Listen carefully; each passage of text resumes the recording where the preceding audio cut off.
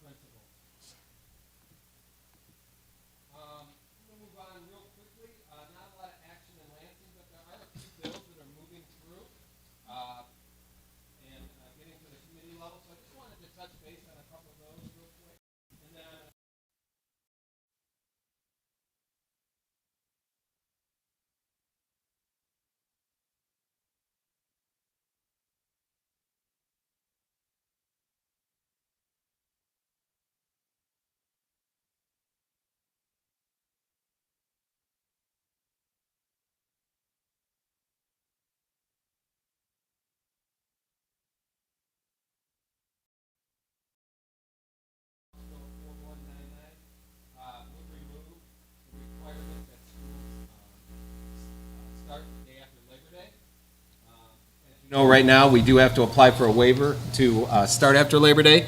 This bill would make it permanent that districts could start on the day they wish. And that's about it from Lansing. I did want to just touch base real quick. We're going to provide a lot more information to the board, but the U.S. Department of Ed finally approved the use of ESSER 3 funds for Michigan. As you know, those funds were being held up. But now the Department of Ed announced the approval of Michigan's plan, and those funds have been distributed. And Steve, do you want to comment on that, or is it too early? Well, I can give some kind of general information about it. I think as everybody is aware, we've received a significant amount of federal money as a result of the pandemic. Last year we utilized about $1.5 million in federal revenue, specifically related to the pandemic. That excludes the increased federal funding through food service, right? But just strictly in the general fund, about 1.5. Between additional grants that are out there, including the most recently sort of finalized ESSER 3, we have close to another potentially up to $3 million of unspent federal money at this time. So we'll be working on plans on how that's going to be used. We know how some of that's going to be used already, and then we'll be looking at the remainder of it. Very good. Thanks, Steve. I appreciate that. Yep. Stephanie, did you have a question? Well, I just texted and said that the stream wasn't getting anything, so. The stream? The stream, so I just talked to the guys in the back, so. I have a couple people who said that too. Amy said a couple people say that too. We're on. You're on? Okay. Okay, thanks. All right, and last but not least, just looking at some important dates. Tomorrow, the MSBOA Marching Band Festival in the stadium will begin at 3:30, and I just wanted to give a big shout out to the Big Red Machine on their performance this weekend. I believe first place, so very good. Congratulations.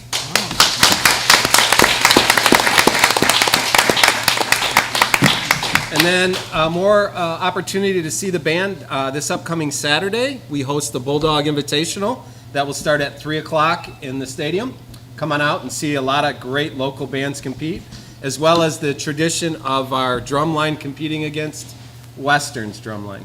3 Rivers this time. 3 Rivers this time. That's always exciting. Our junior musical is coming up, Matilda, on October 22nd and the 23rd, as well as the 24th. Come on out. That will be in the PAC. 7 o'clock the 22nd and the 23rd, and then 2 o'clock matinee on the 24th. And Fine Arts Continue. On the 26th, we have the VHS and VMS choir concert, and then on the 28th, the VHS Jazz and VMS band concert at 7. And just a reminder, October 29th is a Records Day. There will be no school that day, and it's hard to believe that will be the day our first 9 weeks concludes. Jeez. Flying by. Also, board, one more bit of information in your folder, our preliminary count day numbers, and we're still finalizing those, but if you have any questions on those, please let me know. And that's my report. Thank you. Okay, we'll go on to budget and finance report. Steve? Okay, 1 second. Just gotta find the right tab. Please,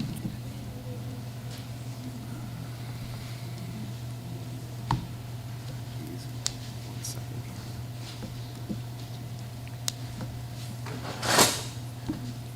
here. Okay, included in your packet is the general fund budget progress report which includes information for the first quarter of the current fiscal year, so July, August, and September. And so I'll go through this fairly quickly with a few caveats. Oftentimes it's, this early in the year it can be kind of difficult to make a lot of comparisons just because the timing of some large transactions can kind of skew the numbers a little bit, so keep that in mind a little bit. But for the first 3 months, the current fiscal year, total revenue totaled $742,654, which includes $710,000 of local revenue, and then a small amount of federal revenue at $2,869, and other revenue of $29,112. The local revenue includes a chunk of our local property taxes, but we're going to see much more of that come in over the next several weeks, okay? So expect that number to go up. Also, significantly, October is the month where we get the first installment of state aid, and so we'll receive that on October 20th, and so that will, we'll really start to see revenues increase with next month's report, okay? On the expenditure side, instructional expenditures totaled $1,665,565. Support services totaled $2,319,877. Athletics at $65,031, and community services at $82,220. So year-to-date expenditures are just over $4.1 million, and which obviously creates kind of a significant shortfall compared to our revenue year-to-date. So far we have spent about $3.4 million more than we've taken in terms of revenue. Now, that's typical, and we'll see that reverse as we proceed through the remainder of the school year, okay?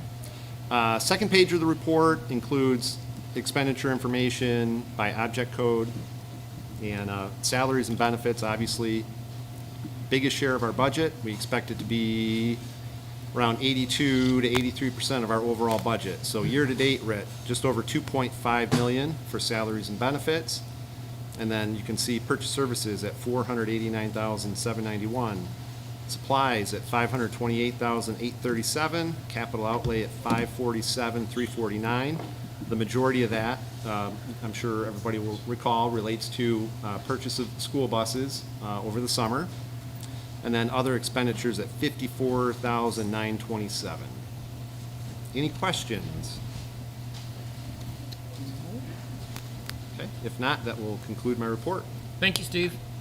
Thank you. Okay, Sunset Lake Elementary Annual Report. Amy? Are you going to show it up on the screen? Yes, so I know this is gonna be a little tricky, you're gonna have to kind of do I don't know if you wanna go on the other side, you just wanna turn your bodies, I'm sorry. No, don't worry about it. Can we just turn around? Great, thank you for being here, I wasn't expecting it to be so hot in here, sorry. Steamy on October 11th. So we're starting off with our mission, Sunset Lake. We are lifelong learners, lifelong leaders. We start our morning every day with our announcement saying that. Microphone, please. Oh, microphone. Where's the microphone? Mr. Brush. Mr. Rush, can you put it from me? Should be working. Testing, testing. Is that good? Okay. Testing. That's good? Okay. All right. We are lifelong learners, lifelong leaders. We say it every morning, and here we go. So I'd like to just kind of tell you some of the things that we have going on this year. And go ahead. My clicker isn't working, so I have Vanna White in the back. All right. Before I get into my school year, I just want to thank so many people, so many organizations, so many groups that helped get our doors open. I don't know if any of you happened to be by Sunset Lake in mid-August. We had summer school here all summer, but whoa, the building was kind of wreck. I mean, it was like we had so much going on. Half of our building this summer, we're so blessed to say we have new lights, new air conditioning, new windows. It's just awesome. So it's one half of the building. But it really was quite the time ticker to go, okay, are we going to be ready? So I want to do a big shout out. I don't know if Nancy would be thrilled with me, but I did a Facebook stock and got a picture of her to say thank you. I took the best. Look, she looks beautiful. So thank you, Nancy. She was on it all summer long to help get our doors open. Frederick Construction, Tower, Pinkster, they were just amazing. So thank you to all of the team. And then, of course, I want to say thank you. We have some friends in the front row that I want to make sure that it does take a village. It really does. And we're so blessed to be in Vicksburg Village where we have people helping us out. And so Sherry Lewis and Drew Johnson from South County Community Services, they offer so many things beyond. They're part of the Generous Hands as well. Sherry is part of that. But we get so many resources for our families that need things. And so South County and Generous Hands, thank you so much for all of your support. And last year, yes, thank you. Thank you so much, Sherry. We just are so grateful for all the behind the scenes that your organizations do for us, and thank you for leading the pack. And then last year, Kids Hope, we missed our Kids Hope people. Last year it was rough, and we know this. It's nothing new. But this year we're already kicking off trying to figure out our best way of getting Kids Hope going. Thank you to Kids Hope. They kicked us off with an amazing Panera meal. They supported our teachers when we came back to school in August, and they hosted one of our lunches. And Kathy Skippers, thank you so much for all that you're doing for Kids Hope. So thank you.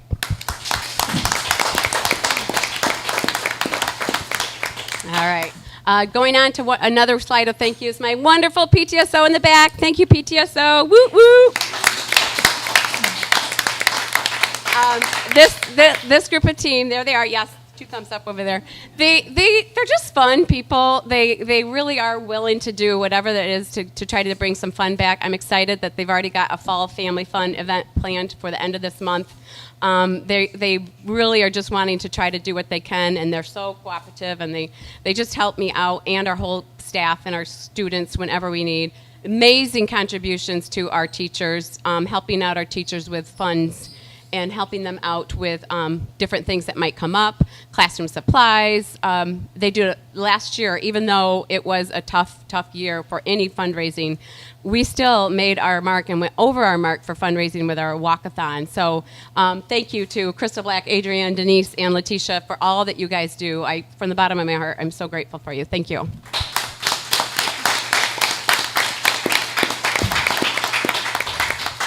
All right, so we always share this, always. Our vision at VCS is all students will graduate college and career ready, and our mission is to maximize the success and potential of each student. That's part of what we all do, all of Vicksburg's community schools. Moving on into that, this is something I've shared with you, the board, for ever since, really from the beginning, since I've been here. This is our operating system as a Leader in Me school. We have a whole system that works with culture, our core academics, and our 21st century skills, which is really the zone-in of our leadership. And so this whole operating system, it's our language that we use using 7 Habit language. It's talking about being a leader even when no one's watching. It's all of the language that we use in our building. So this is something that I share with you every year, but I feel like I have to because it's how we operate.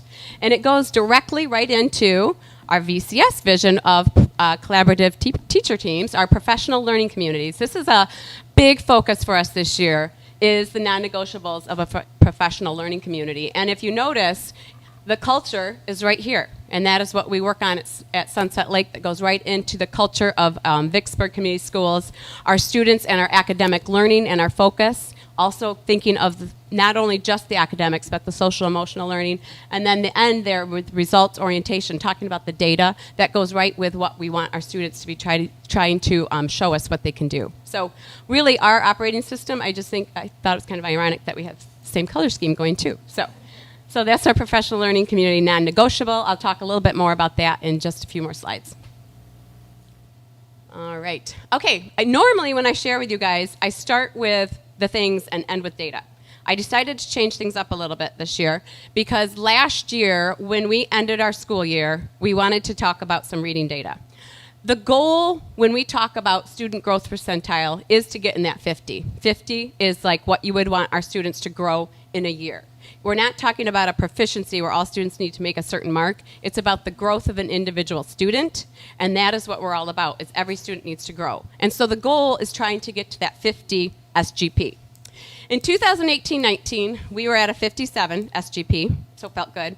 2019 and to 2020, we were at 62. Now, I think we all remember what happened in the spring of March 2020, and it was tough, but we continued to do the best we could. And we felt so good before, I just remember this, we were on such a great year of literacy focus in 1920. We were like, bring on M-STEP, we're ready. We were so thrilled about where we were going. And even with the shutdown, even with everything that happened that spring, at the end of the year when our students took our STAR reading test, we were at a 62 SGP. So with that data, I really think about what we need to do to get back to that. Last year, it was a tough year. We had times where we had to shut down, come back, shut down. We had students in all sorts of different situations. We still made our goal of 50. We were at a 55. But knowing what we were on the trajectory of 1920, even with a shutdown, we want to get back to some of that. That's why I'm putting it here, because I'll share with you some of the thoughts that we want to talk about our literacy focus. So, and then the other part of data I'm sharing with you at the beginning is last spring in 2020, we had what we call our Leader in Me MRA, Measurable Results Assessment. We had students take it, our 4th and 5th graders, our staff took it, and we had about, I think it was like 38 to 40 parents took it. I would send it out through the electronic newsletter. And so the highlights that came out that were really like green lights, anything above 70 up, Leader in Me says is in a good spot. So highlights, we still felt the results of this survey, and it had different facets to it. Leadership showed an 80 school belonging. Students felt like they belonged to the school, an 80%, and then student-led learning was at 83, where they lead their learning. Staff highlights, our teacher efficacy, working together, was at a 76, and then SEL readiness was a 75, which I feel really good about because we keep growing in the area of social emotional learning and how we can provide that for our students. So that score just keeps going up. In the areas of growth, we had staff and student growth area is goal achievement. That was a lower at 68, meaning they felt like they had a voice in their goals. We pretty much kind of stuck with some of our big goals of the reading achievement. This year we want our own students to start picking some of their own professional and personal growth goals, so getting more of their own voice in it, and also the staff having some more of their choice, I guess, in some of their goal achievement. And then family growth area, no surprise, last year when we looked at our measurable results assessment, it was hard. We weren't able to have our families involved. We weren't able to have the awesome participation that we have always had because of what we faced last year. This year, I'm already happy to say that our Family Lighthouse team is on its way back. I have people that have reached out from my SMORE where I'm saying if you're interested in being part of the Family Lighthouse team, let me know. And so we have a meeting on the calendar yet this month, and we'll be bringing some of that because they're going to help me with that work. How are we going to grow that? So get it back to where it was. So that was my data. So these are my big three for my presentation tonight, and we'll go through some slides of pictures, and then we'll be done. Coming back together and finding joy. I already talked about the work that had to be to open our doors. Revisiting our HILL focus. The HILL is that high-impact literacy grant that we had a few years ago, board members, if you remember. And that's why I felt so good about that 1920 growth of SGP 62. The things we had going, we're getting back to that. And the things that we have in our core reading instruction. And then growing our collaboration with social, emotional, and academics. That goes back to that core professional learning community, our collaborative teacher teams, what we're going to do with that. So these are the three big things I thought I'd just share with you with what we've already got going. All right, starting our new year, building improvements. I already talked about this. Hopefully you noticed outside building appeal, our new landscaping. And then we also have a pilot classroom furniture that we have some pictures that I'll show you about that. And here we go. So this is a first grade classroom with some new furniture that's being piloted. It's Mrs. Hillsberg's first grade. This is her right here. We've got a small area where the teacher we always want an area for small group instruction and conferencing and one-on-one. And then it's kind of hard with the lights, I'm sorry. But these you're going to see that we have tables that are high, or desks, that are high or low. We have round areas. really inviting. The chairs they kind of actually have an actual rock in them because kids like to rock anyways, and they're safe, so they're not going to tip over. Really great things that are going on in there. This is a kind of the other view, so I'm sorry the lights are kind of not great for the pictures, but okay. Bringing back our joy, we just had a book fair. We didn't really get to have that book fair like we normally did. At the end of last year, we had one outside, but this year we had a book fair. Kids were, it was a big success last week, so it was so fun to have our kids picking out their books. Lunch with the principal, that came back this year. We had that last week. Normally we'd be at one big table. Well, we had them spaced out in a room where they held up while they were eating, they put their masks and put their certificates up, but we had lunch with the principal spaced, but it was fun because we got it brought back.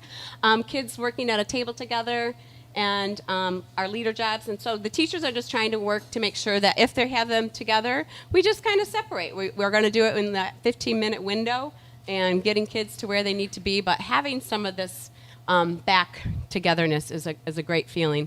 Our leader jobs, trying to make sure that our kids all feel that they are empowered in the classroom.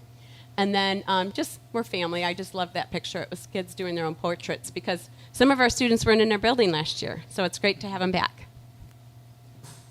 All right, the second big rock that I was telling you about is our Hill focus, the high impact literacy and some of the lessons learned.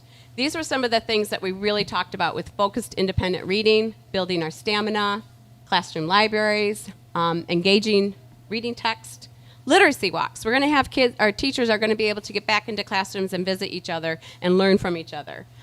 Supporting small groups and conferencing. Those are big evidence-based things to do in reading instruction, and we want to get back to it. And so just some pictures to go along with it. Our WIGs mean wildly important goals. We actually chart the stamina. Teachers are taking and trying to time. I loved it in kindergarten. It was 2 minutes. Okay, we start with 2 minutes. The next week I came in, they were at 4 minutes. You're just being independently reading and focused. Reading to self, and then it's just great. Big part of our Hill was inviting classroom libraries, not just getting more text, but also how to display the books really makes a difference in kids selecting text. So we have different classrooms here and the way they display books, and they have like reading nooks, and then kids are in comfortable seating and enjoying their reading time. And these are some of the books I've already sent out to the staff. I have quite a few new staff members this year, which is really fun. We've got a great balance of veterans and new. And so 2 years ago, when we did our Hill work, these two pieces of, these two books were in everybody's hands. And so we've got another order going out that everybody's going to have. The one, No More Independent Reading Without Support. It's a lot different than just saying independent reading. There's certain things that go along with that to make it successful. And then this is Essential Practices for the Classroom, and this is all the things that we should be seeing in our literacy time. And then I already talked to you about the learning walks. Okay, and our third and big final thing is academics and social emotional. So our social emotional, these are things that we've been doing for years about our 7 habits. This year we did a little bit different though. We did take a focus. It's called the First 8 Days with Leader and Me. It's talking about the expectations. It's talking about how you do routines. It's spending a real big focus on that. And it worked out because our first 2 weeks of school were 4-day weeks. And so those first 8 days, we really got to put a focus on that. We also purchased, every grade level have Leader and Me guides. And those are just things that they can pull out during lead time on Fridays where it's a little bit of designated time learning about habits. Building healthy communities. Last year we got that grant from Blue Cross Blue Shield with Building Healthy Communities. We focused on our adult and our staff SEL, and we'll be continuing that work because we're going to be in another year of receiving grant money. Our reset room, if you go by and you go at the front door, you'll see it on the left. It's a space where students can just go and reset, get back to class. Community circle, our behavior specialist and a counselor. In our building this year, we have a behavior specialist, Angie Spanik, with a full-time counselor in every elementary, which is so great. Peer mediation, and then zones of regulation. I'll show some pictures about that. It's a big focus across the district and here at Sunset. And then this month, you happen to be here during Kindness Month.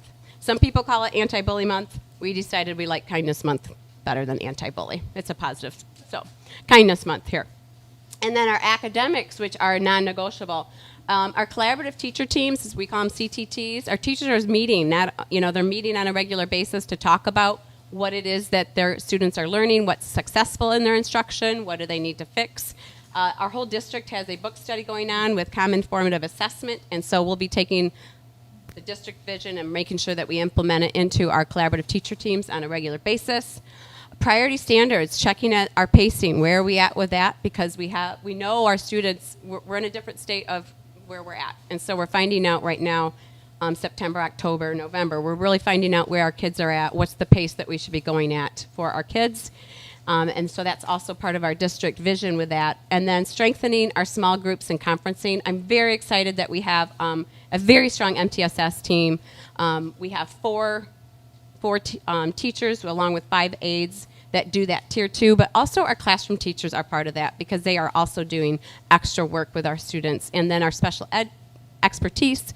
So we have lots of levels of the instruction, and I'm super proud of that we have a strong MTSS that's going at Sunset. So this is some pictures of the social emotional support, the grant, kindness. I loved this picture because it talks about it's in one wall. We have our kindness, we have our hallway expectations, and this is our street of Synergy Street, and our hand sanitizer. So I thought that was a great picture. I thought that picture has it all. Cover all the bases. It's got everything. So this one, we have a new counselor, Shayna Brooks, who's just been fantastic. She decorated our door. I love it. However you feel, you're welcome here. And so she's already made a big impact with our kids with a short amount of time, having to get those relationships going. We know is so important. Circle of control. These are just all things that we believe in here, having a mission statement. We don't have a set of rules of do this, do this, do that. We approach it with a mission statement where the kids are part of that agreement of what the classroom will look and feel like. And then the zones, this is going on throughout the district where it's really teaching students it's okay to feel what you feel. You might be in a red zone. You might be in a blue zone, kind of chill. And so there's the different zones, and it's learning about those and how to respond when you're in those different zones. And this is the academic part of it, our ICANN statements when you walk in, and you're going to see those in student-friendly language. I told you about the book study. We have students working together in partnership. Math, MTSS going on, and reading MTSS. It's small groups of 3 or 4 or 5, maybe 5, but we try to keep it at smaller groups. We have 2 math and 2 reading this year, so thank you, district, because that was a great addition to our staff. And then this is just an example of how the teachers, when we talked about that growth of reading, it's not where you have to be, it's all about growth, wherever you're at, and you have some goals. So that's growth, a growth display. And just wrapping it up, these are the big rocks. We're going to have literacy focus, our teacher teams, growing that voice, our student lighthouse team, our family lighthouse team, our independent reading, and then small group instruction with both ELA and math. And I believe that is it. Any questions? Yes, I knew Mr. Schremer would have one. Dr. Schremer, yes.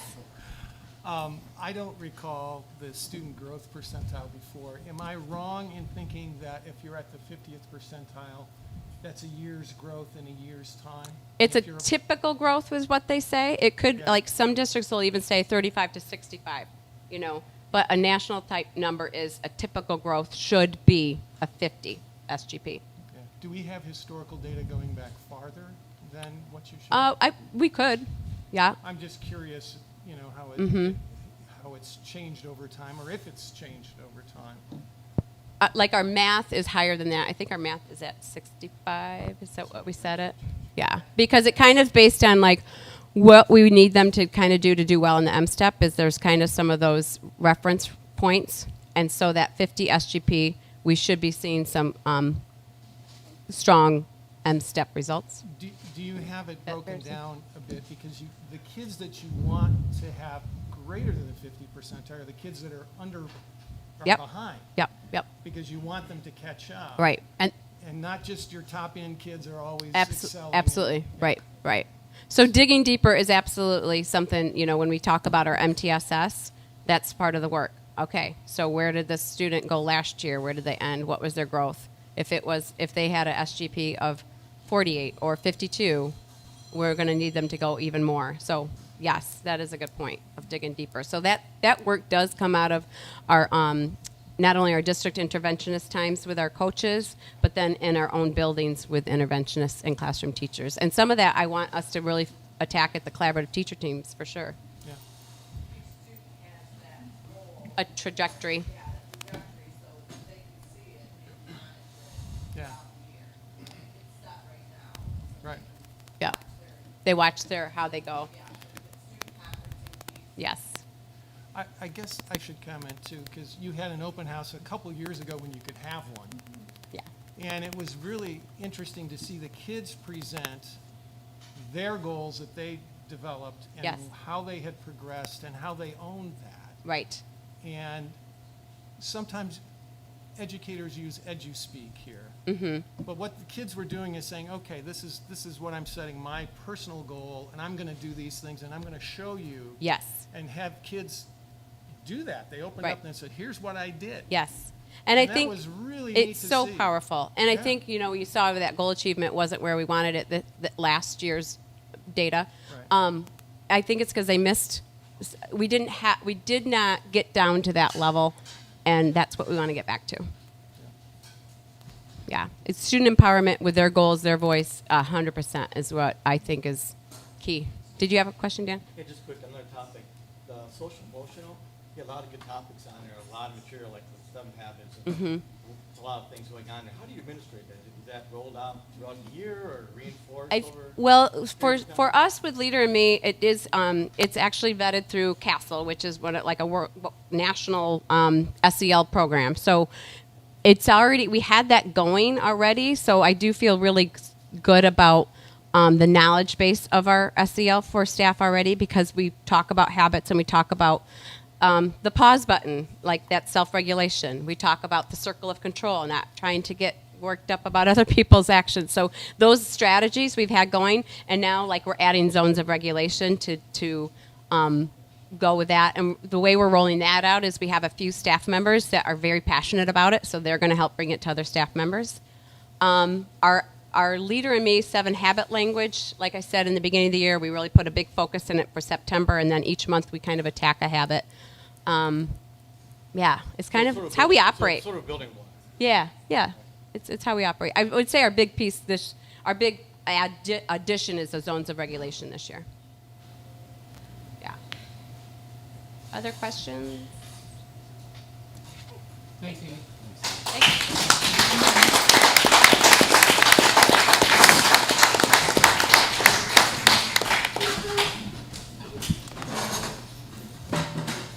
You might need to stay in your safety. Okay, our community education annual report, Elizabeth. Go ahead.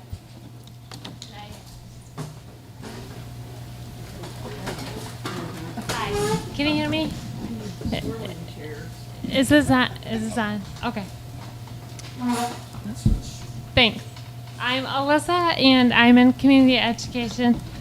First, I want to thank the board for the continued support, as well as my administrative team and the district and the community for continuing to support community education. This summer, or first of all, in your packets, you'll see the participation reports. And this summer we did Kids Club once again. After having last summer off, we combined Sunset, Indian, and Toby. And the benefit to having it at Sunset is that it allows us to walk to Apple Knockers. We all love ice cream, right? The park, and we participated in a color run. And thanks to Karen and her team, we were able to go to Indian Lake and have a swimming day, as well as the McCleachy Farm. So I just wanted to show you a glimpse of summer Kids Club. I have my Van White back there.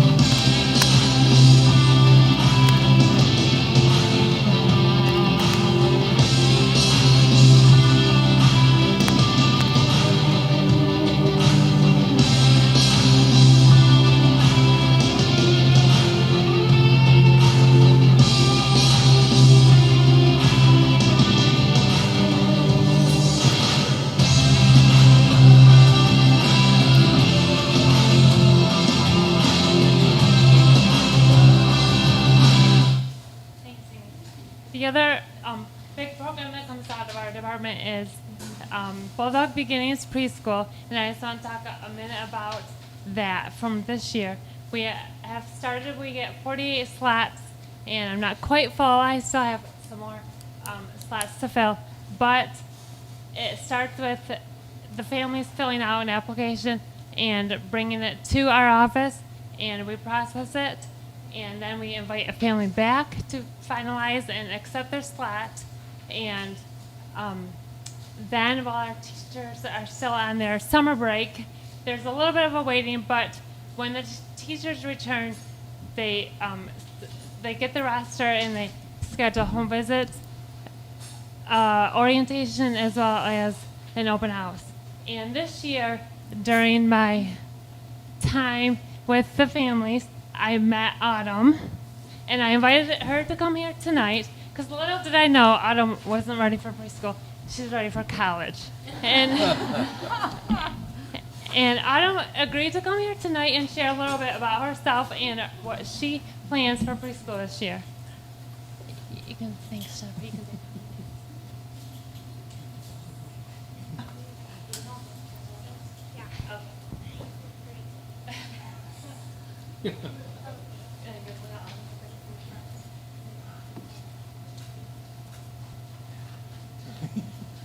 Hi, my name is Autumn. I am 4 years old. My favorite thing in preschool is art. I want to learn how to write my numbers. This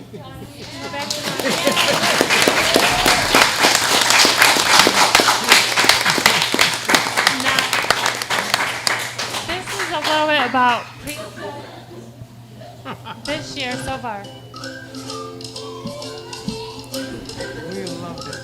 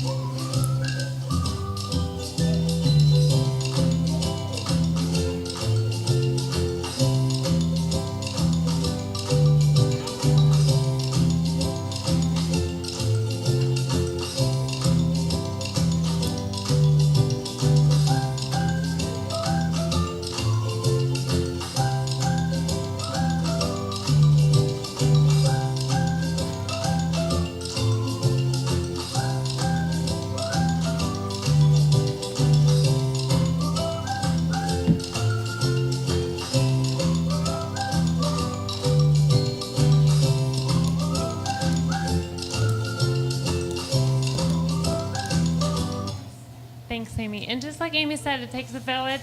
And I also want to thank Jessica, my new office mate, for helping me with this. So thank you, everybody.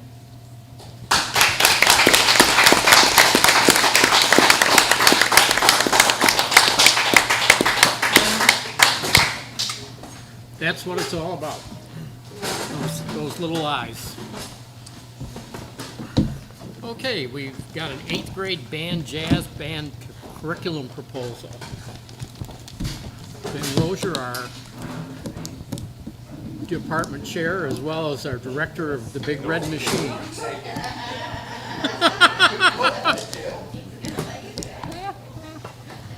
Well, good evening, board.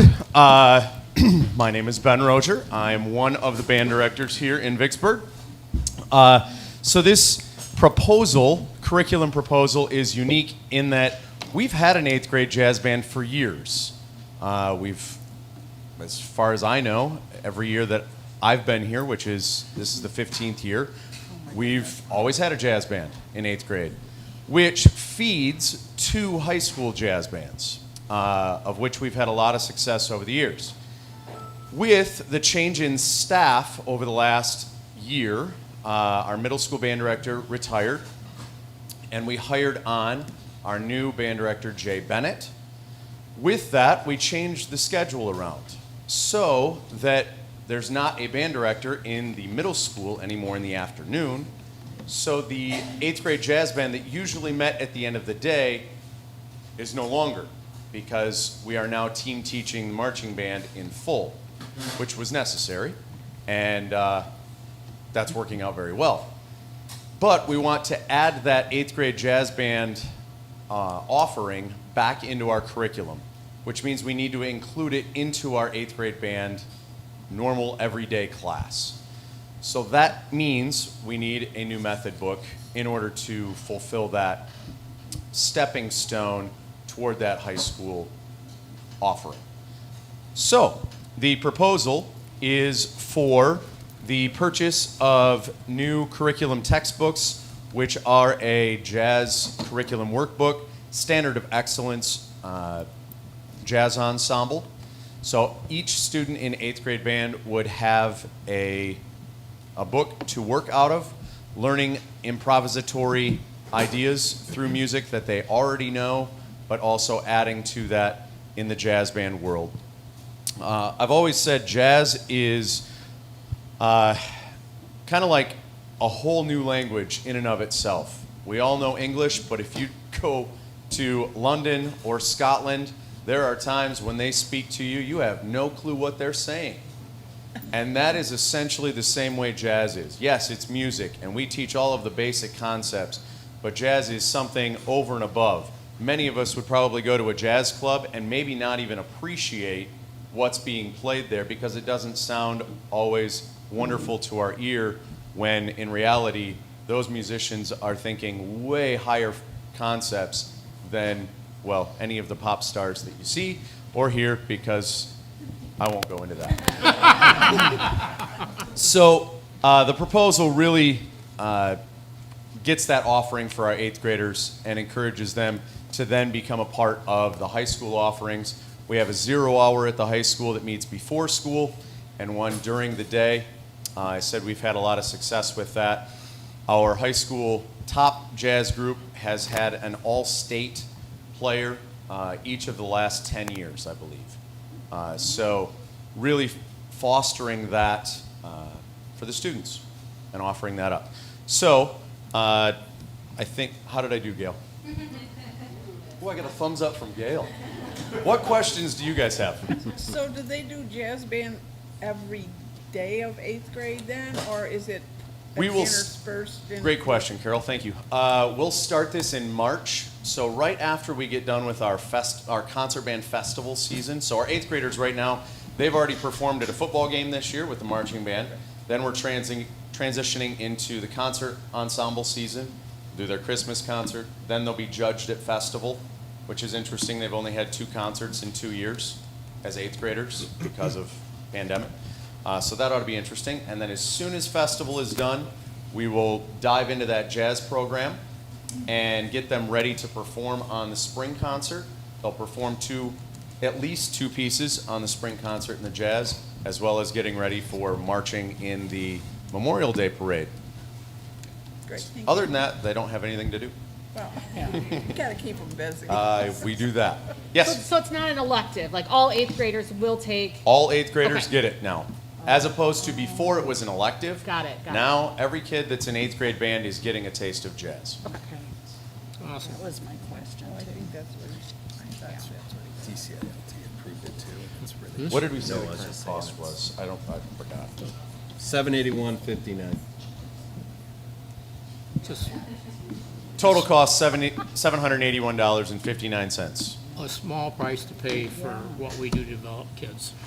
And I can't say enough about our band program and the things Ben and the staff have done.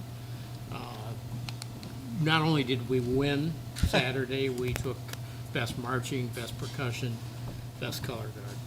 And but if you haven't noticed, a week after school, we have band kids out already starting to practice in the front yard at the high school. That's how dedicated and how hard these kids work. But I think it's a great experience for kids. And if you've never heard jazz bands, I'll give a pitch for the Car Festival, because that's one place I know they'll be. They always play at our Vicksburg World Car Festival, and I think they're phenomenal. And I happen to like jazz, but it's a wonderful thing. So I think anything we can do with the younger kids to promote a love and an interest in jazz coming into the high school is a wonderful thing. Nice little riff there, Skip.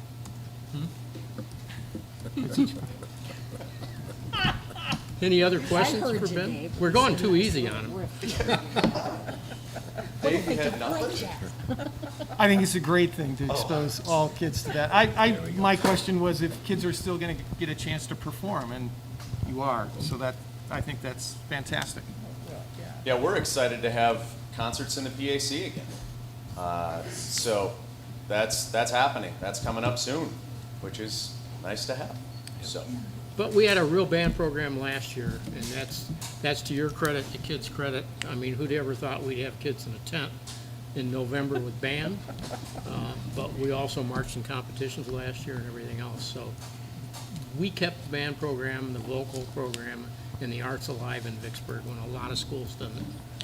Agreed. Honestly, numbers across, I saw bands that normally would be 70 in their numbers, and this year they're right around 25, 26. Oh, really? That's a high school band. We'll have some bands this week for our competition that are marching 19 or 20. So, we're down a few numbers in our marching band, but we can take it. So, it's a big difference, and it's a lot of support from you guys as well. So, thank you. Ben made the comment to me after the pawpaw when we marched in the parade there for the Wine Harvest Festival, and I hadn't even thought about it. Half that band had never marched in a parade because we had freshmen that were there, and we had sophomores that were there that didn't get a chance to do it last year either. So, and we looked good, and we were welcomed by one as of the, Pawpaw's school board member said, "Oh, Vicksburg's here. Now the parade can start." that's exactly what was said. I heard So that one. I'll take that I heard from that another board. Kevin Warren was in the band. Thank you. Thanks, Ben.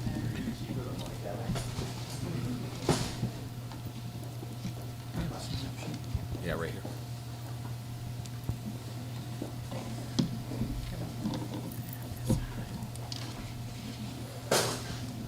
Okay, we'll go on to audience comment, and I'd ask you to keep it to 3 minutes. I'll let you know, but it looks like everybody got their addresses on here, so we don't have to ask that. And the first on the list is April Wilson.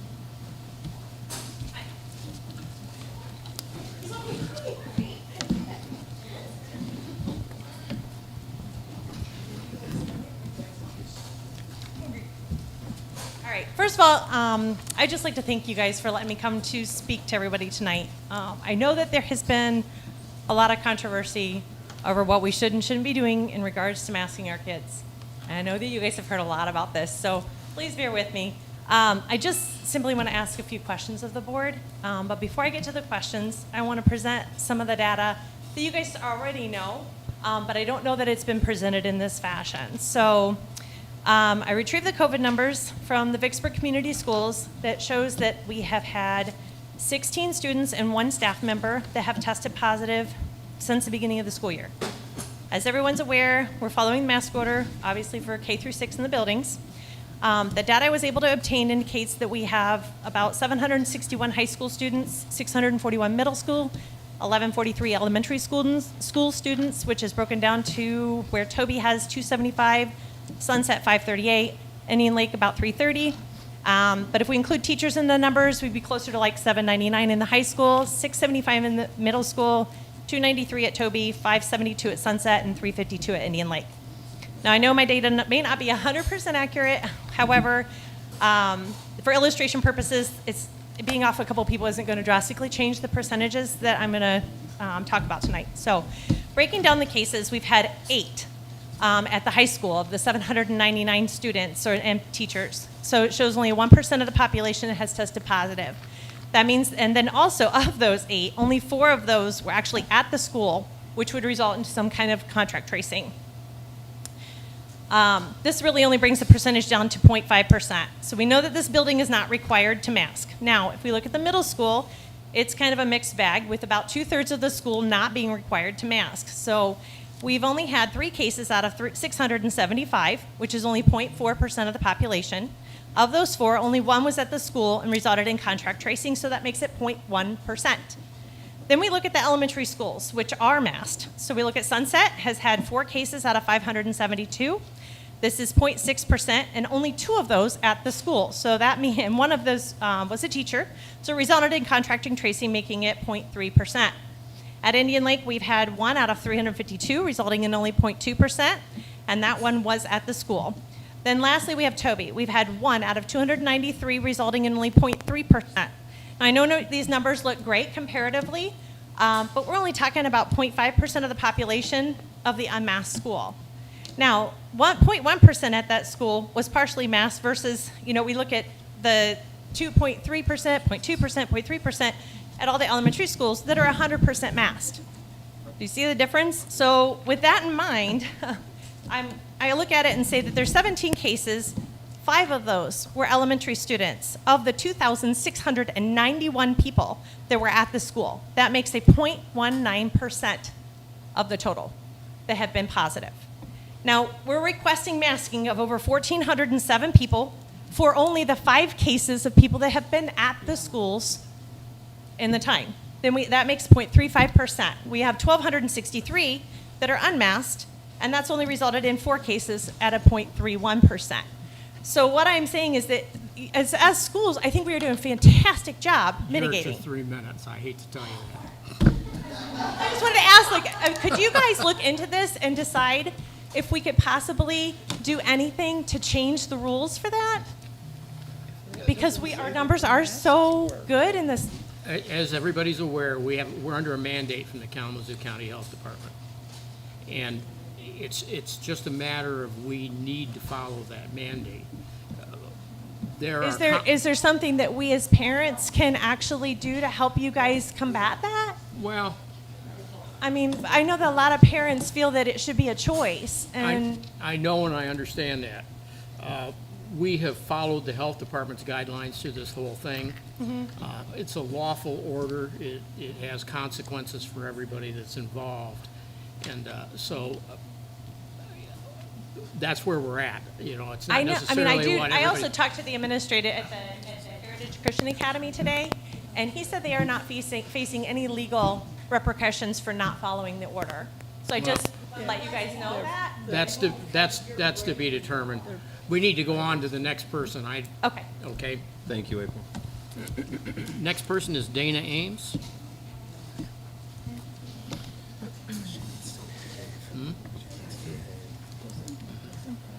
The masks work. Yes, to me. To me, that's what she's saying. My name is Dana Ames. Could you stand up, please, so we can hear you better? Okay, my name is Dana Ames, and I have 2 kids in school. One's at middle school, one's at the high school. Are they your kids or grandkids? My grandkids. Okay. So we'll start with MCL 333.225. Oh, you can't hear me? Oh, okay. 333.2253 and 333.2453. These 2 health codes are the purpose of continuing essential health care services, and were never intended for shutting down our lives or our businesses because the Constitution guarantees our rights. Too bad nobody's following those. The part of this code that says the health department can prohibit a gathering for any purpose goes against our established rights in this country. No statute can give any governmental agency or official the authority to prohibit the gathering of people for any purpose. Our legislature never had the right to do that because they do not have that right, nor do they have the right to give it to someone else.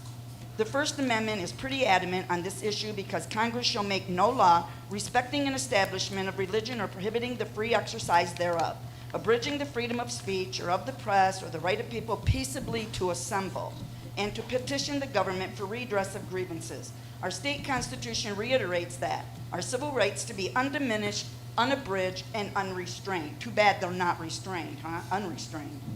And are protected by the Equal Protection Clause. No state shall make any law that shall abridge the privileges or immunities of citizens of the United States, nor shall any state deprive any person of life, liberty, or property without the due process of law, nor deny to any person within its jurisdiction the equal protection of the law. The job of government at local, state, and federal levels is to safeguard our rights, not to take them away. This insane power you are allowing the local health department to have over our children is illegal and really needs to stop now.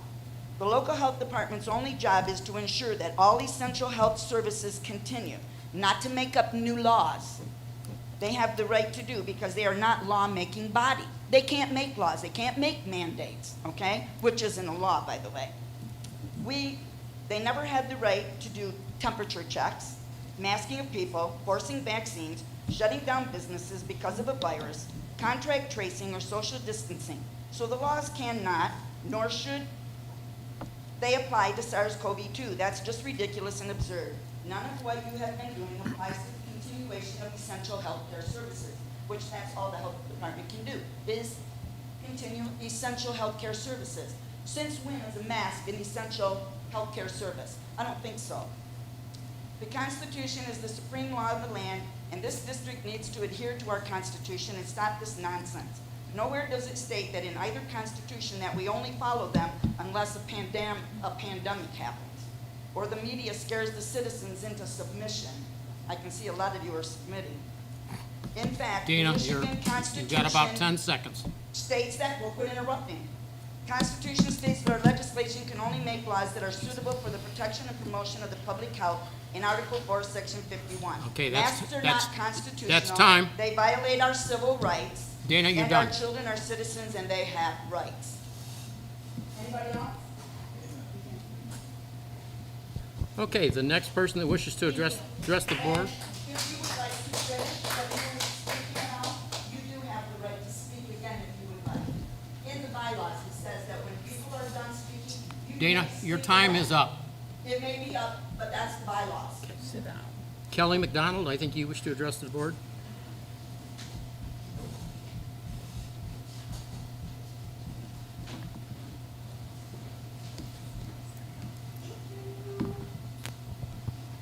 Good evening, my name is Kelly McDonald. I'm a teacher at Toby and the teachers group, the Vicksburg Education Association president. Glad to see everybody here and nice to be in one of the buildings again. A consensus I've been hearing from many of our elementary teachers is how much we notice the past 2 years have impacted students acquiring school readiness skills. Things like listening, staying in a room, or a place in a room, keeping hands to themselves, etc. Kind of think of it as all those things you might do while you're watching a movie you've seen at home before. You get up, you walk around, you talk to your sibling, you grab what they're holding because you want to turn at it. Those things aren't such a big deal in that type of setting, but we're seeing a pretty big impact on our daily learning. And of course, it makes sense when we note how the last time our third graders had a completely normal year was kindergarten, and any kid younger than that never really has had one. The three best things that your teachers feel we have to help our students at this time with this acquiring of school readiness skills are time, the expertise of our auxiliary staff that work closely with them in small groups, and our class sizes. Concerning time, we are entering our first testing window next Monday on the 18th. It always happens the last 2 weeks of every marking period. And that end of the first marking period is always kind of an abrupt change to the dynamic we have between teacher and elementary student. We see a switch from that SEL, relationship building, and the developing of confidence and stamina in a new grade level to hours and hours of computer-based testing. The doozy of a list includes the Math Star test, the Reading Star test, the Savas end-of-unit computer tests, fluency testing, phonics, and that's not to mention all the other end-of-unit tests we take on paper in math, social studies, writing. And your teachers would like the board to know how much those school readiness skills are impacting our ability to even ask a student to sit through a test, let alone that very long list of tests, all in 2 weeks. We're also very aware that our evaluations greatly depend on how students perform on those tests at the end of the year. Due to a sub shortage, our second tool against this, our intervention teachers, our aides, our wonderful counselors, are regularly being pulled to sub at least 2 times a week, sometimes more. Thank you very much for raising the sub rates, but this far, our neediest kids are still missing a lot of services in our elementaries and our middle school. We're hoping that we can utilize those ESSER funds to meet the building needs by recruiting more permanent building subs to avoid that pulling of important service personnel. That final tool for helping kids catch up socially and academically are those small class sizes. And many buildings who have added classroom teachers to reduce class sizes or had parapros hired to assist with daily learning have really seen the immediate benefits and hope that our decision making as a district continues in that direction for everyone.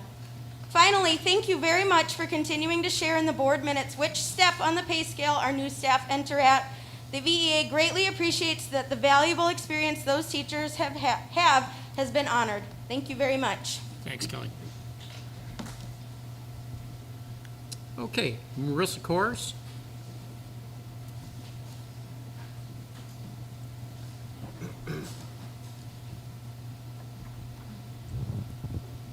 Hi, I want to use my time to address the board about close contact. Could you stand up? It's easier for us to hear. That mic doesn't broadcast the sound in here. I wanted to use my time tonight to address the board about your close contact quarantine policy. Poor Mr. Brush had to experience my spicy side a couple weeks ago when my child was close contact quarantined. But I feel that there's a lot of confusion. In weekly emails from the high school, it states that the policy is mandated from the health department. And I want to point out that it is not mandated from the health department. There's a lot of confusion from parents as to whose policy exactly that is. Did the board decide on a close contact quarantine policy? Did Mr. O'Neill decide on that?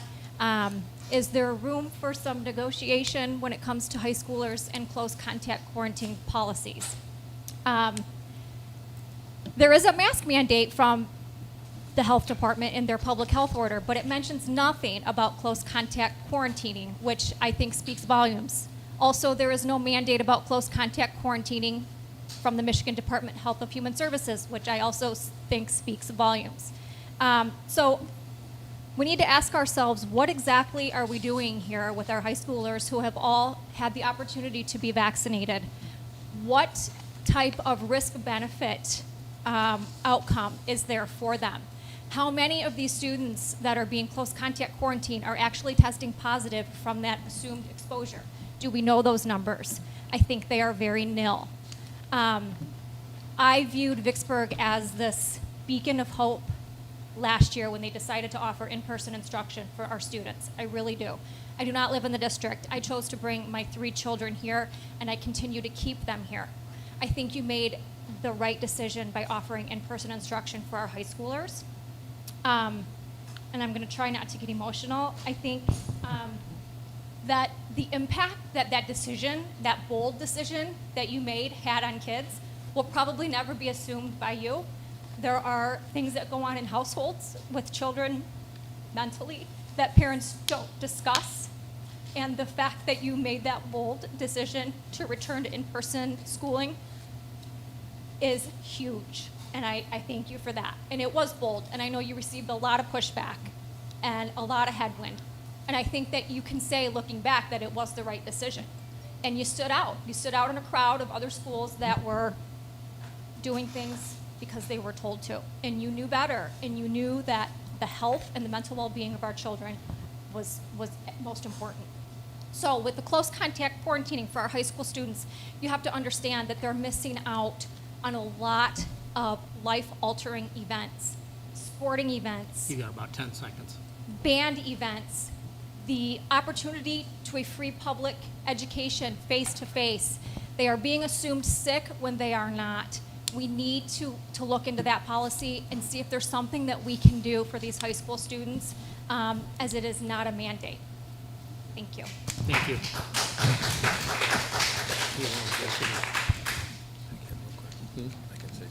Yeah. Thanks, Marissa. We are constantly working directly with the health department regarding close contact and quarantining. This comes from MDHHS. And if you look at the way that they're recommending that we do it, masking and vaccination really are the 2 key that prevent students from going into quarantine. And so we've been working directly with the health department. Is there different options to this? And the big one we're getting right now is testing.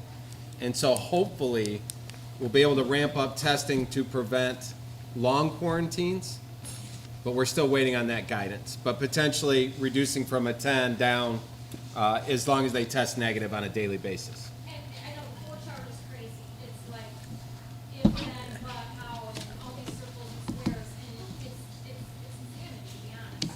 And it's a recommendation. It comes down to it being a recommendation. Yep. In Vicksburg,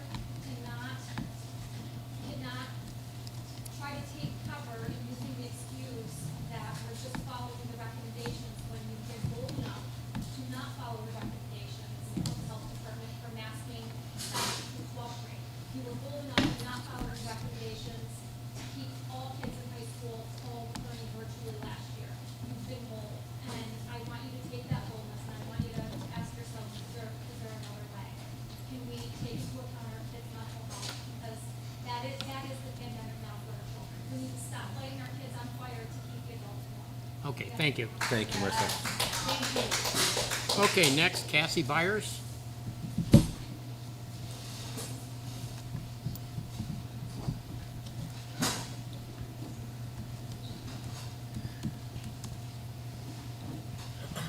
Hi, I have two quick questions.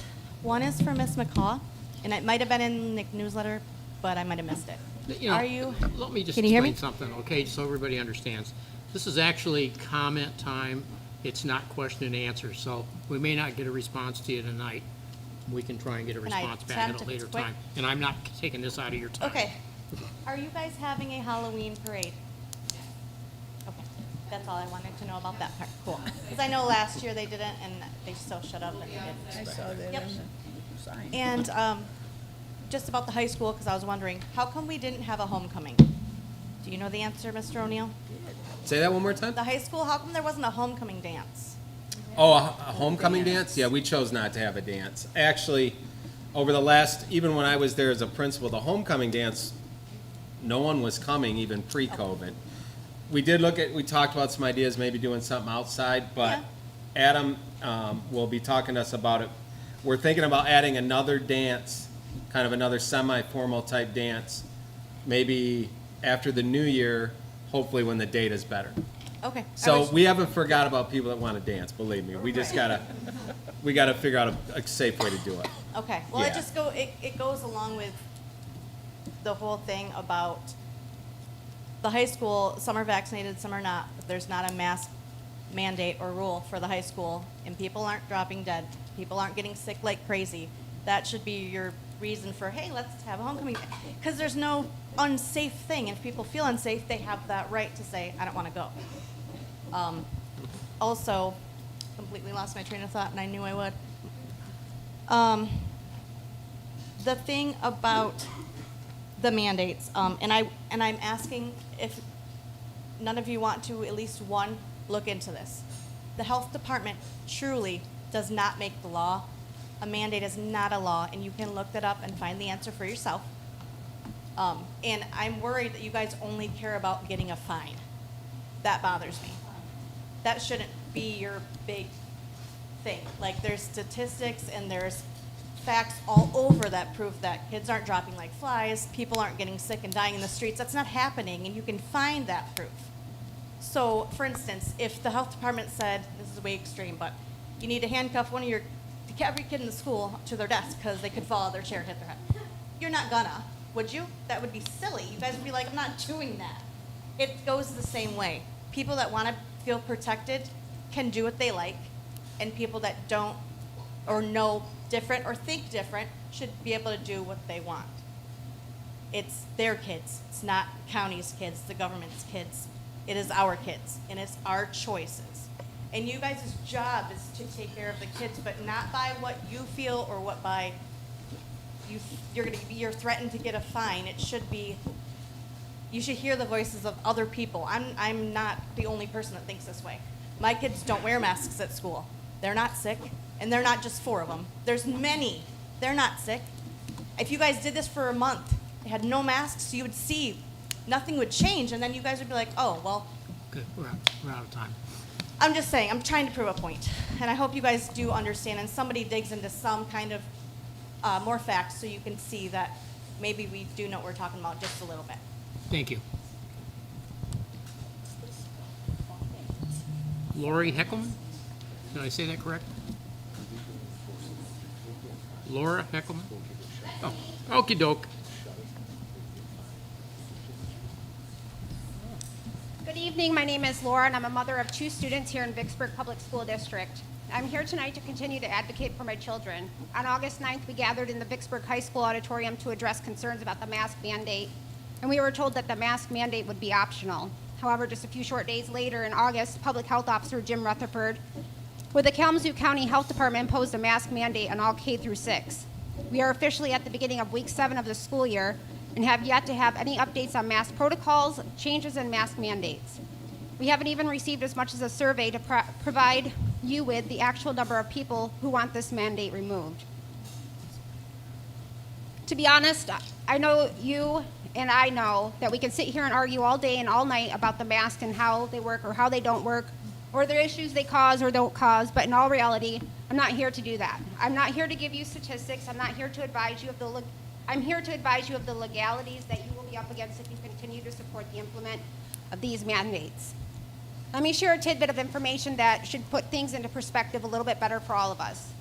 Back on September 30th, a committee of the whole meeting was held by Zoom by the Kalamazoo County Commissioners. In this meeting, a vote was conducted and passed to support the current emergency orders as determined by the Kalamazoo County Health Officer, Jim Rutherford, pursuant to State of Michigan Health Code Public Act 368 of 1978, Section 2453, as if they were operating as a board instead of a committee of the whole.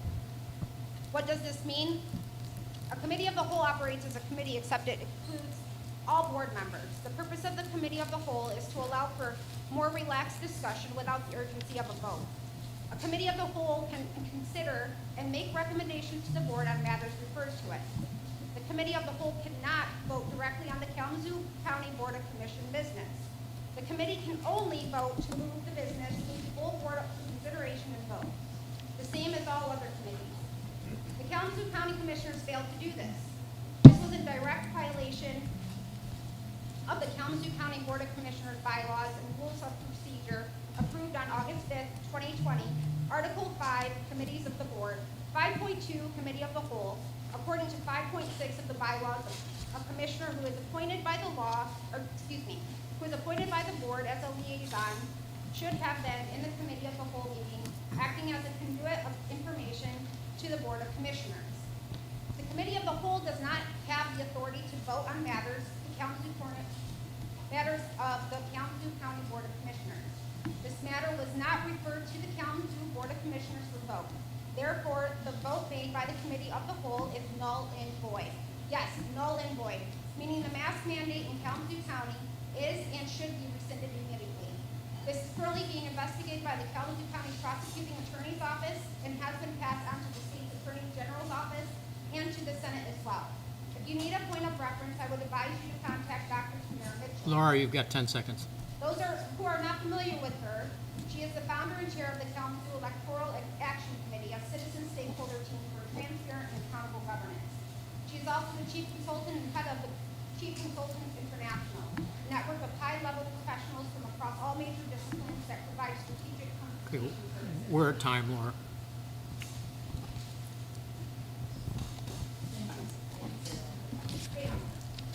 John Steers?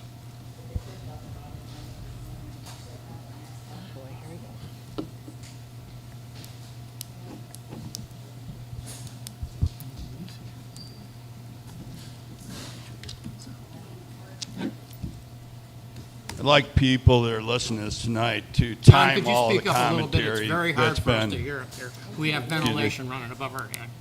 We can't Could hear you you up here, buddy. speak up a little bit? That's what I'm asking you to do, is speak up.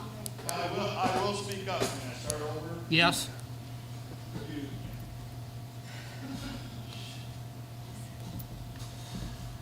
Like everybody that is listening tonight on streaming, to time everybody that spoke tonight, see the inconsistencies of everybody that spoke. Some were allowed more, some were allowed less. I better get 3.5 minutes like the last lady did.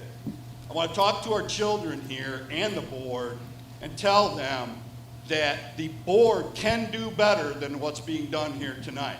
They can have a microphone that allows people to speak, just like the rock concert we had when the teacher wanted to make the presentation. They can force people in this audience, nobody speaking in this audience, until a microphone is put in front of their face so that everybody can hear everybody else. Their own microphones can be on so that everybody in here can hear, so that might want to be socially distanced any place in this room. You can have a second time to speak at the end of this meeting. You can have two speak. It was done years ago. I'm old enough to know when it was. You guys have got to start realizing that the young people here need to fight for your rights at these meetings. There's no reason for this gentleman to tell me over here that there's no backup plan for him to be recording this, when at the last meeting, Goss and O'Neill said that, you know, it would be really a shame if we didn't find anybody to back this whole thing up at the last minute, and that we couldn't have it. Well, if you don't think that that's not going to happen, you're foolish. The federal government, the Attorney General, just this week has told us that if we speak up at these meetings and say certain things, such as critical race theory, or do anything to disagree with this board, and this board has been very upset when people disagree with them, that the full force of the federal government will be put upon us. If you do not fight back against that and be willing to be arrested with disagreeing with your board, you're not threatening this board. What you're doing is disagreeing what they say. And when the board won't speak to something as historic as this, not a single one of these people will speak to what happened this week. And they need to, because you need to know, and they need to know that you're going to say whatever you want at any given time. On our website, the following was put up, I think just right around when the Attorney General said this. Just talking about this meeting. This meeting is a meeting of the VCS Board of Education in public for the purpose of conducting the school district's business. And it is not to be considered a public community meeting. This is your meeting. This is a public community meeting. This is not their meeting. It's not their business. It's your business. So until you decide that you are going to let everybody come and call into this meeting, that you're going to allow to speak twice at this meeting, and that you're going to quit allowing them to do things like, for example, Mr. Ross said, oh, we'll see how these live streams, we'll see how they go. Mr. O'Neill repeated, we'll see how they go. You think somebody who makes $100,000 a year John, with benefits your needs to see how it goes? John, your time is up, and I gave you another 30 seconds. Don't tell me no.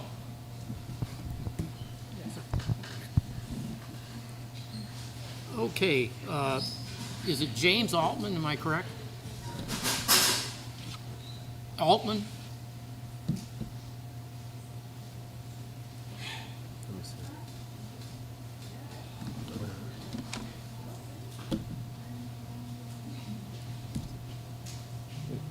Is it maybe Julie? Oh, Juliet. Okay. Yes. I too can raise my voice. Sorry about that, Julia. It's okay. I was totally kidding. Only the live streamers can hear this. Hi, my name's Juliet Altman. Can you hear me? I don't want to offend people that cannot. Anywho, I actually am pretty sympathetic to hard of hearing. My husband served in the Marine Corps, and he actually is incredibly deaf on ears because of severe ear damage, because apparently shooting a bunch of guns will do that to you. And wearing masks has been an incredible hindrance to him in communicating. And at least he's realizing I apparently read lips a lot more than I thought I did. Now I just smile and nod when people are talking to me like, okay, cool.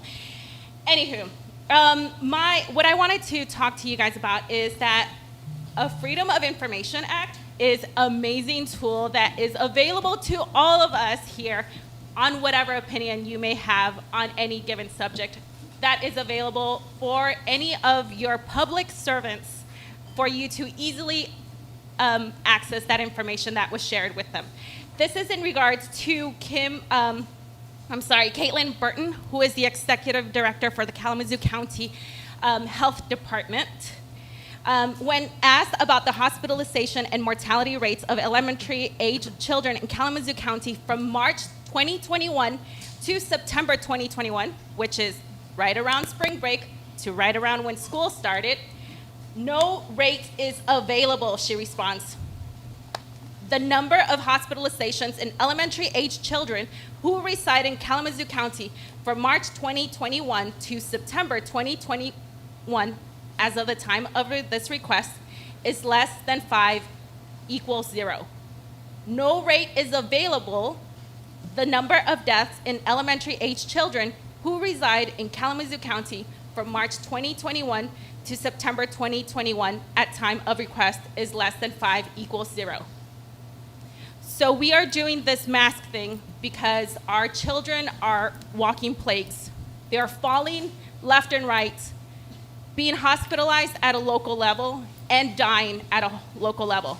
And yet, the Kalamazoo County Health Director, Executive Director, admits that there are 0 deaths and 0 hospitalizations for our children. So why are we doing this, and why are they not sharing this information? When asked publicly, they never share this information. We had to ask for this information by private emails that they were sharing within their own boards, within their own circle. That is a disgrace and disrespectful to you guys that are making these decisions in full faith. You're trusting the information that they give you. You shared the quarantine protocol, circles and squares. If they do this, if they do that, then we do this. They are making you jump through hoops. They're making us parents try to teach our children a new way of living, to live a new normal, and they are not being honest with you. How are you supposed to make valid informational decisions if they won't give that information to you? You should demand about more. 10 seconds. That was it. Thank Thank you. you. Okay. Angie Byrne was down for a maybe. Okay, all right. That concludes the public input. And I don't want to reopen this back up. I just want to make a couple statements. It's very difficult in a Board of Education meeting during public comment to get into an informational situation. Mr. O'Neill and I would be happy to meet with any of you that have questions and would like to get those answered. We're not trying to duck questions at all.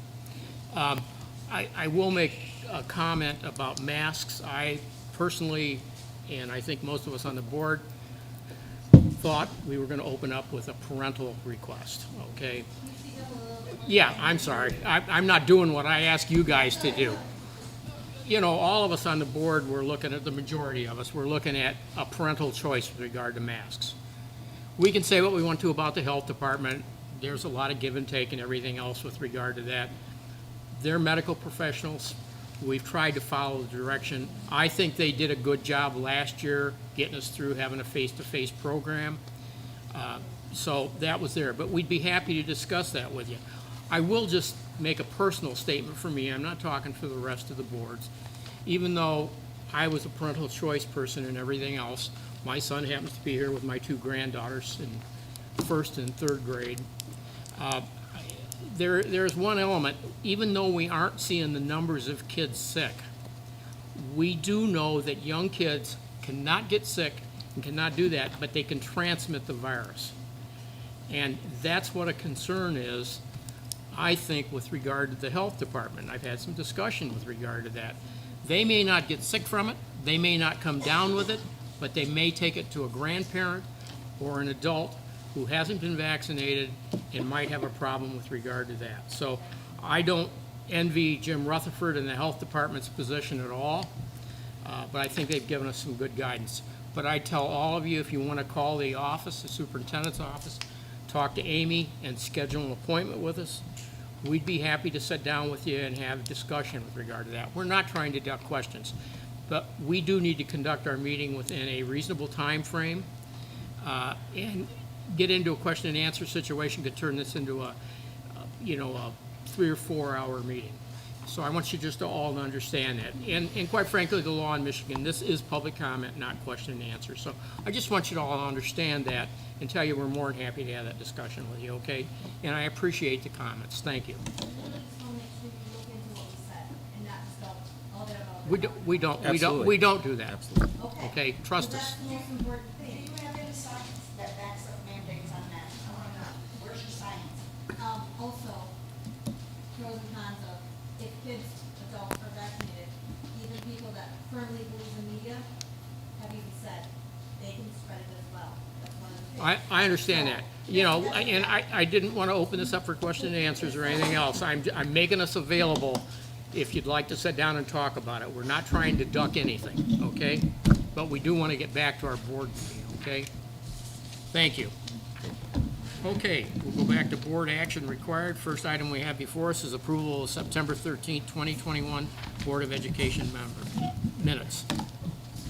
Move approval. Moved by Tina, Support. supported by Carol. Discussion? All in favor? Aye. Opposed? Motion carries. Approval of general fund invoices totaling $616,036.34. So moved. Moved by Carol, Support. supported by Tina. Discussion? Stephanie? Yes. Dan? Yes. Dave? Yes. Tina? Yes. Carol? Yes. And yes, motion carries. Approval of purchase card disbursements for August 2021 totaling $202,467.49. So moved. Moved by Dan, Support. supported by Stephanie. Discussion? Stephanie? Yes. Dan? Yes. Dave? Yes. Tina? Yes. Carol? Yes. And yes, motion carries. Approval of following teacher contracts upon results of state and federal records and unprofessional checks.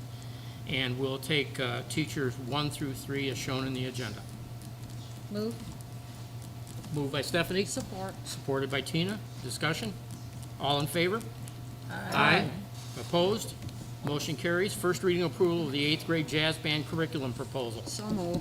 Moved by Tina. Support. Supported by Dave. Discussion? Stephanie? No, I was like, yeah, I'll support. Dan? Yes. Dave? Yes. Tina? Yes. Carol? Yes. And yes. All that jazz. Wah, wah. Wah, wah. Second reading approval of Edmentum Ed Options Academy digital curriculum for the 21-22 school year. So moved. Moved by Tina, was it? Support. Supported It by was Tina, Carol. yes. Discussion? Stephanie? Yes. Dan? Yes. Dave? Yes. Tina? Yes. Carol? Yes. And yes, motion carries. Approval of board committee recommendations to deny reinstatement of expelled student 2019-20B. So moved. Moved by Tina, Support. supported by Carol. Discussion? I didn't. When did this was there a happen? meeting? Yeah. We didn't have a meeting with regard to that. This was so that you all understand that the expulsion, once we expel a student, a parent can make a request for readmission. The state requires a committee. It's not a board committee. It's a committee that's made up staff members, community members, and a couple of board members.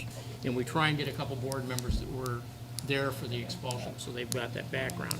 So that readmittance committee made the decision to not readmit the student this time and have a more continued, have more of a chance to function in the Youth Advancement Academy.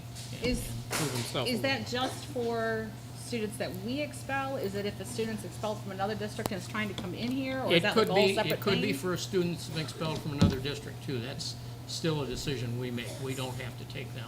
Okay. But this went through a readmittance process, and that was the recommendation of the committee. Okay. Okay? Any other discussions? All in favor? Aye. Opposed? Motion carries. Approval of VESPA tentative agreement. So moved. Moved by Carol, supported by Tina. Discussion. Stephanie? Yes. Dan? Yes. Dave? Yes. Tina? Yes. Carol? Yes. And yes, motion carries. I just want to make a quick comment with regard to that. Comment maybe to that. Oh, do you want to make a If I comment? can just Go make a ahead. couple really quick You're probably going to comments. say the same things I was. Go on. Yeah. We met twice with VESPA. It was a amazingly collaborative process. This would be the first year where they didn't have MEA representation available to them because they had been decertified, because their membership level had dropped below a critical threshold. And, last year there was a fair amount of rhetoric about, the horrible things that would happen if that were the case. But we had, I would say, probably the most constructive, collaborative sessions that we've had with any, let's say any bargaining, but at least through the history with VESPA was remarkable. They did a great job advocating for their position. And this year, the settlement was higher than I think any board member who's been around for a while has seen in many years. And, that was it was important to try to do some things to enhance the contract in order to, make sure that we're able to retain our staff, that we're able to attract staff. We could spend a long time talking about labor shortages and the critical impact that that has if you don't have enough bus drivers to fill your buses. Food service, I mean, it's a concern not just here, but across the economy. So we made some changes that we thought were certainly in the best interest of our staff, but also in the best interest of the district. So just was very pleased with how that went. Do we have like a good number of bus drivers? Like, I mean, I see what's happening in Kalamazoo. Like, we've got enough in the spare, or are we like, we got to hire? I would not say we have enough to spare. Karen McKinstry is always working on attracting bus drivers, Yeah. and she's done a good job at that. But it's something I know that keeps her up at night, and Sure. I think keeps a lot of us up at night, because things break down very quickly if you don't have enough bus drivers. Oh, yeah, absolutely. So, We're actually yeah. very fortunate on transportation because in a lot of districts, the mechanic says, yeah, I'm the mechanic and that's all I'm going to do. Bubba, our mechanic, will jump in and drive. People that schedule will jump in and drive. And so we've been fortunate. And I don't know how I'd feel if I ever got up as a parent in that morning and got a notice early in the morning that we weren't going to have transportation to that particular school. And I feel sorry for KPS too, because they're in a tough situation. For those of you that don't know what VESPA is, we tend to use terms. That's Vicksburg Educational Support Staff, custodians, maintenance, our bus drivers, everybody that makes the gears turn around here, keeps the snow off and everything else. And they do a good job. And Admin assistants too. Yeah, administrators, yeah. And they were here, most of them, every day last year. Okay, because we still had to keep those things. So I just wanted to point that out so everybody knew what that was. Thank you all for coming. My offer to meet with you is there. Please feel free to do that. And I didn't hit everybody at just 3 minutes. Each got a little bit of time, so I was keeping track of there. So thank you, and we'll adjourn.